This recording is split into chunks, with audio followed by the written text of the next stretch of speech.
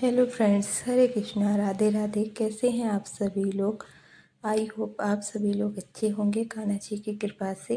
तो आज की वीडियो में रोज़ाना पूजा में मतलब क्या क्या चीज़ करनी चाहिए उसके बारे में बताएंगे। तो सबसे पहले हम जब पूजा करें तो हमें आसन का प्रयोग करना चाहिए। एक आसन पे बैठकर पूजा करें। और ये मैंने सूर्य भगवान के लिए जल तैयार कर लिया है। इसमें मैंने लाल फूल डाल लिए। आप अपने हिसाब से कोई भी फूल डाल लें। फिर हमें रोज़ाना किसी मतलब का पाठ भी करना चाहिए। जैसे शिव चालीसा हुआ और हनुमान चालीसा हुआ, दुर्गा चालीसा हुआ, कोई भी पाठ भी हमें डेली करना चाहिए। और एक इस चीज़ का भी ध्यान रखना चाहिए कि मंदिर में जो भी आप बर्तन यूज करें ना, वो बिल्कुल साफ़ होने चाहिए। ऐसा नहीं है काले पड़ गए हैं, गंदे हैं, बिल्कुल रोज़ उनको साफ़ करें। और अगर वो पीतल के हैं या फिर तांबे के बर्तन हैं तो उनको आप पीताम्बरी से मतलब साफ़ करें। और फिर आपको ना अपना मंदिर रोज़ साफ़ करना है। एक एक अलग कपड़ा कर लें, उससे ना पूरा मंदिर अच्छे से क्लीन करें। और जो भी आपके पास फ़ोटो वाले भगवान हैं या कोई भी धातु के विग्रह हैं, उनको डेली स्नान ज़रूर कराएं। जैसे पंचामृत स्नान हो गया या फिर मतलब सादा जल से भी, वरना जो गर्मियों के दिन है इसमें ना आप चंदन वगैरह डाल के भी स्नान करा सकते हैं। तो देखिए मेरे जो फ़ोटो वाले भगवान जी, इन सभी के लिए मैंने अच्छे से स्नान करा दिया है। अब ये जो विग्रह हैं इनको स्नान कराऊंगी। तो स्नान कराने मतलब रोज़ स्नान कराना चाहिए। रोज़ इनके लिए साफ धुले हुए वस्त्र पहनाने चाहिए। और बिल्कुल भी फटे पुराने वस्त्र नहीं होने चाहिए भगवान जी के। मतलब पुराने तो हो सकते हैं क्योंकि जब आप डेली डेली उनको वॉश करेंगे और डेली यूज करेंगे, पर ऐसा नहीं है कि फटे हुए हैं या मतलब बहुत ही ज़्यादा बेकार हो चुके हैं, इस तरह के नहीं। बिल्कुल भगवान जी के ना बिल्कुल वस्त्र साफ़ सुथरे होने चाहिए। और इत्र सेवा वगैरह ज़रूर देनी चाहिए क्योंकि गर्मी का टाइम है। और मंदिर की अगर आप साफ़ सफाई करेंगे ना, यहाँ पे मतलब मंदिर में जो है ना, वो देवी शक्ति जो होती है ना, वो सक्रिय होती है। यहाँ पे देवी देवताओं का वास होता है। तो अपना मंदिर साफ़ सुथरा और सुगंधित रखना चाहिए। बिल्कुल आपका मंदिर जो है ना, बिल्कुल मतलब उसमें जाले वाले ना हो। इसीलिए ना आप ज़्यादा मतलब रोज़ नहीं कर पाएँ तो 1-2 दिन छोड़कर अपने मंदिर की अच्छे से क्लीनिंग ज़रूर करें। तो फिर यहाँ पर मैं अपने सभी भगवान जी के लिए स्नान करा दिया है। और हाँ, स्नान कराने के बाद में जो भी पूजन हो तो सबसे पहले गणेश जी का पूजन करना चाहेंगे। तो यहाँ पर मैं सभी भगवान के लिए अब तिलक लगाऊंगी, चंदन का, रोली का।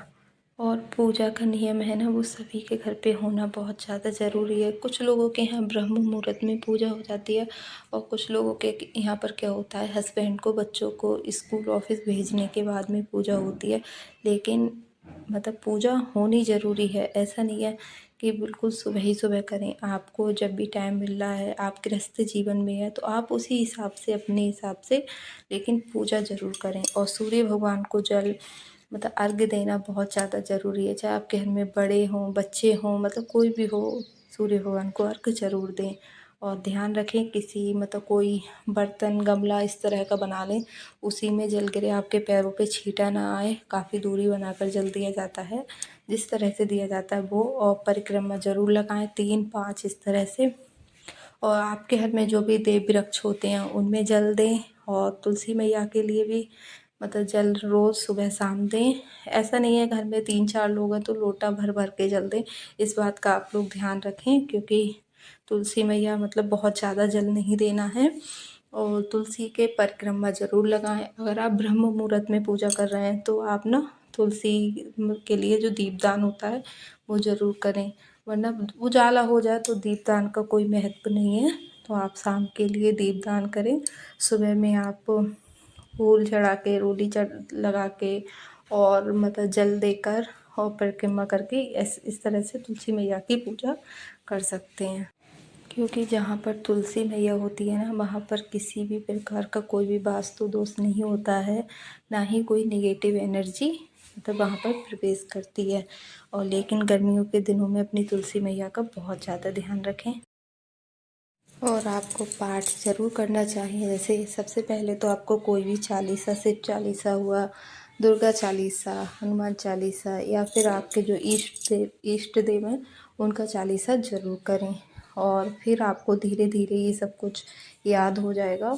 और आप कोई भी मतलब पाठ ज़रूर करें, जैसे सुंदरकांड के दोहे हो गए, रामायण के, गीता के, तो उससे ना आपकी जो ध्वनि निकलती है ना, तो उससे ना आपकी कोई भी निगेटिव एनर्जी है ना वो घर में वास नहीं करती है। और फिर मैंने सभी भगवान के लिए इत्र सेवा दे दी है और अच्छे से पूजा पाठ करते हैं। फिर आपको अपने मंदिर में भोग ज़रूर लगाना है। भोग में आप चीनी का, बतासे का, मिश्री का, दूध का, फल का या फिर किसी मेवे का, मतलब जो भी आप अपने हिसाब से भोग ज़रूर लगाएं। और खाना इस तरह से बनाएं कि आप कोशिश करें कि आपके यहाँ पर आप लोग जो भी चीज़ खाएं, मतलब जो भोग लगाने योग्य है, ऐसा नहीं है जैसे सब चीज़ों का भोग नहीं लगाया जाता। आप जो भी बनाकर घर पे खाएं, शुद्ध चीज़ें मतलब शुद्ध तरीके से बनाई हुई उसका भोग लगा कर ही खाएं, क्योंकि वो फिर एक प्रसादी बन जाती है। उसको जब आप मतलब ग्रहण करेंगे ना तो वो बहुत अच्छा होता है। तो ऐसा नहीं है जैसे कुछ भी बनाया और खा लिया। तो सबसे पहले कोशिश यही करें बहुत अच्छे से बिल्कुल बनाएं उसको, फिर भोग लगाएं अपने लड्डू गोपाल का। तो आप जो लड्डू गोपाल की सेवा नहीं करते हैं तो और भगवान का वैसे 2 जगह भोग लगाएं, लड्डू गोपाल के लिए तुलसी डालकर और भगवान के लिए मतलब जैसे तुलसी नहीं दी जाती है, विष्णु भगवान लड्डू गोपाल को तुलसी डालकर भोग लगता है, तो इस तरह से भोग लगाएं। तो मैंने यहाँ पर ये 2 दिए तैयार कर लिए हैं, एक अपने भोले बाबा के लिए जो शिवलिंग वाले भगवान जी हैं उनके लिए, और एक मंदिर के लिए।